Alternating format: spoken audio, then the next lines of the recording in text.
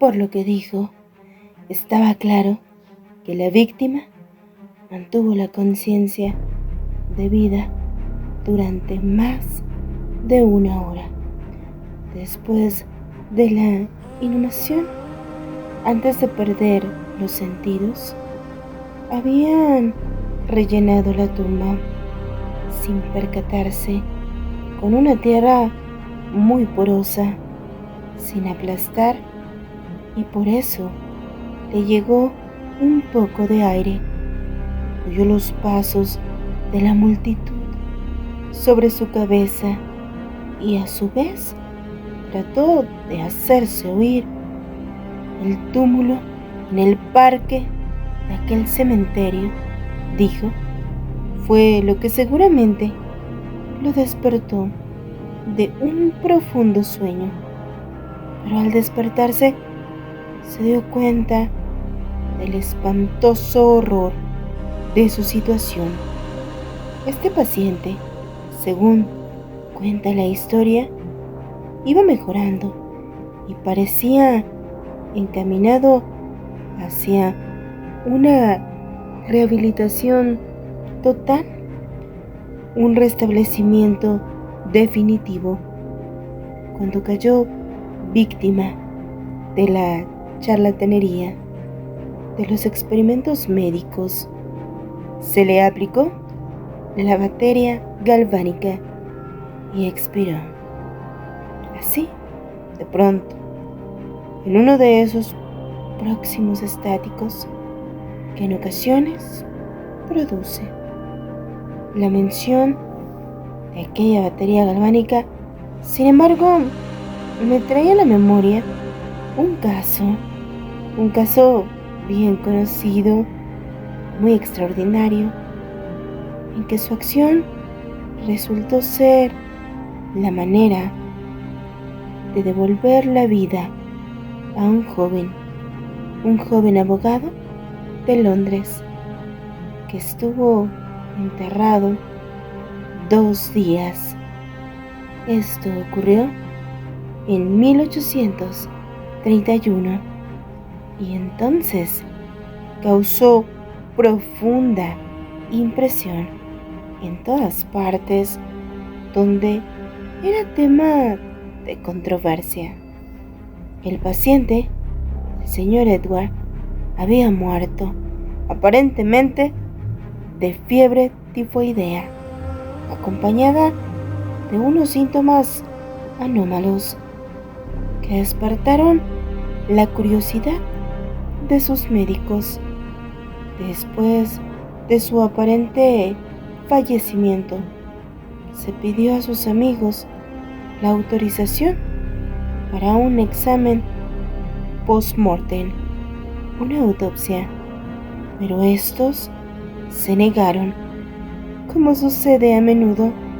Antes, estas negativas eran muy comunes.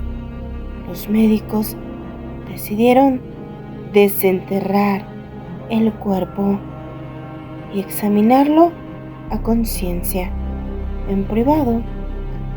Fácilmente llegaron a un arreglo con uno de los numerosos grupos de Londres de cadáveres que abundan lamentablemente en todas partes. Curiosamente, en Londres, y la tercera noche después del entierro, el suspenso puso a tope. El supuesto cadáver fue desenterrado de una tumba de 8 pies de profundidad y depositado total y plenamente en el quirófano de un hospital privado. Al practicarle una incisión de cierta longitud en el abdomen, el aspecto fresco e incorrupto de aquel sujeto, surgió la idea de aplicar la batería.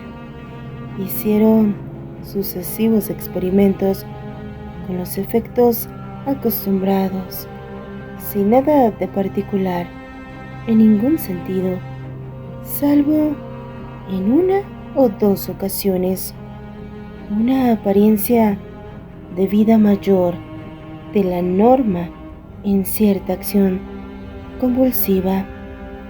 Era ya tarde, iba a amanecer, y se creyó oportuno, al fin, proceder inmediatamente a la disección, pero uno de los estudios tenía un deseo especial de experimentar una teoría propia e insistió en aplicar la batería a uno de los músculos pectorales.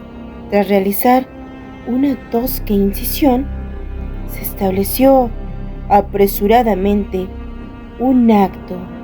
Entonces, el paciente, con un movimiento rápido, pero nada convulsivo, se levantó de aquella mesa, caminó hacia el centro de la habitación, miró intranquilo a su alrededor unos instantes y entonces habló.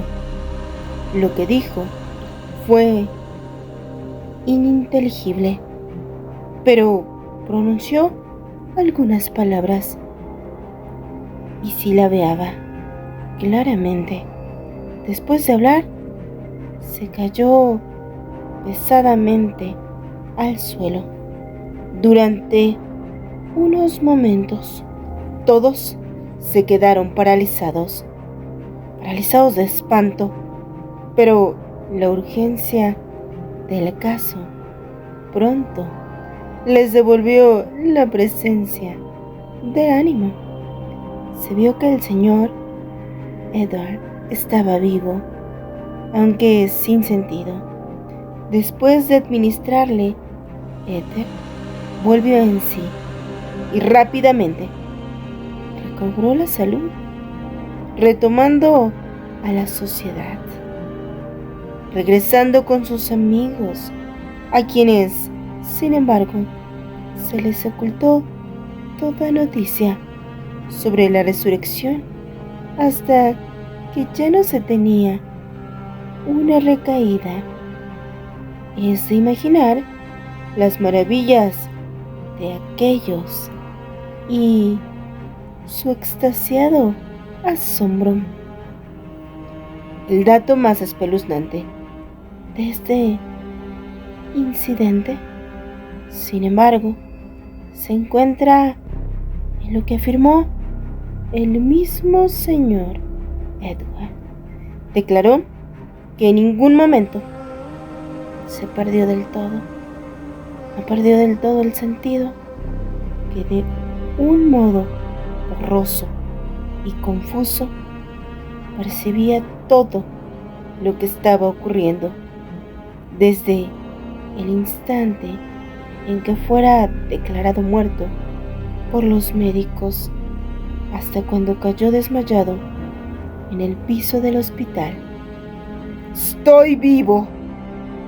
fueron las incomprendibles palabras que, al reconocer la sala de disección, había intentado pronunciar en aquel grave instante de peligro. Sería fácil manipular historias como estas, pero me abstengo, porque en realidad no nos hace falta para establecer el hecho de que suceden entierros prematuros. Cuando reflexionamos en las raras veces en que por la naturaleza del caso tenemos la posibilidad de descubrirlos, debemos admitir que tal vez ocurren más frecuentemente de lo que pensamos. En realidad, casi nunca se han removido muchas tumbas de un cementerio. ¿O sí? Por alguna razón, sin embargo, y sin que aparecieran esqueletos en posturas que sugieren la más espantosa de las sospechas.